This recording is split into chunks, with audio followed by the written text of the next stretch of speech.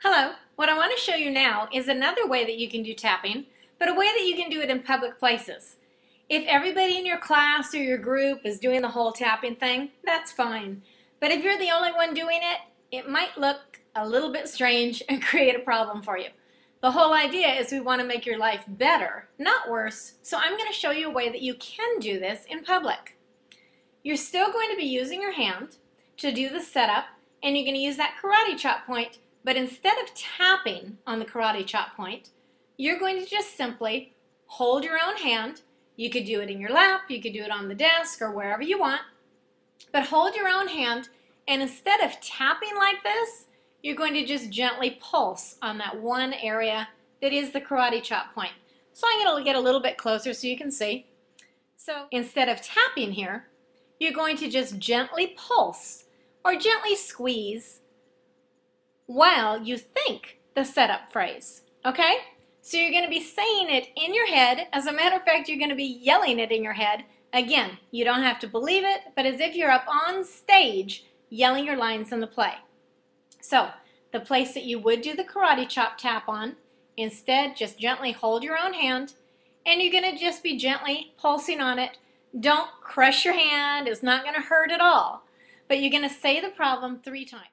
So we're going to pretend that the problem is something that happens pretty often, where there's somebody around you that just really irritates you. They just kind of get on your nerves.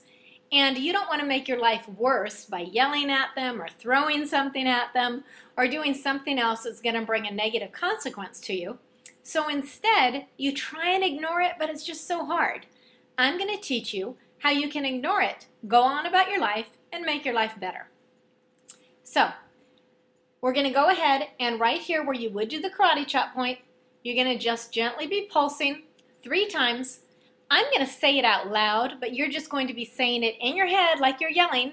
And what you're going to do is say, even though, and think whoever the person is in your head, makes me crazy, I'm awesome. Even though, and you're thinking the person's name, is making me crazy, I'm awesome. Even though it's making me crazy, I'm awesome. So you would have done that 3 times, but again, it's just completely in your head. Nobody knows you're doing it. You're not moving your lips or anything else. You're just simply doing this. So while you're doing that, maybe your hands are in your lap, and you would just be looking normally, looking at the teacher. Nobody knows that that's what you're working on. Once you do the 3 times, the setup, instead of doing your body and the whole tapping, you're going to only do the points on your hand. But instead of tapping on each finger, you're going to just kind of pretend your fingers on your other hand are tongs like in a salad bar, and you're going to gently pinch the sides of your finger. Again, it's gently, it's not going to hurt, and I'll get a little bit closer so that you can see. But you're going to be gently doing that about 7 times while you're thinking of whatever the problem was. So he's getting on my nerves, about 7 times while you're doing slow breathing. Go to your next finger. Again, you're going to be on the side of your finger. You're not actually on the nail. You're right where the fingernail ends. That's why you do the whole end of your finger. And you're thinking to yourself, he's making me crazy, or she's making me crazy. About 7 times, breathing slowly. Next one, making me crazy. And you're thinking again about this person. You don't have to be looking at them, but be thinking of the problem 7 times. Go to the next one, making me crazy. Nobody knows you're thinking it. You have no expressions on your face to show it. The last one, so-and-so is making me crazy. About 7 times while you're doing some slow breathing. And then go back to that karate chop point where you started and just do about 7 times, making me crazy. Once you finish it, stop and assess, take a breath. If it's not helping you at all, do it one more time. So we're going to do this second round if it wasn't helping you at all. And of course, you're going to be saying it in your head. You're not going to say anything out loud. So here we go for the second time.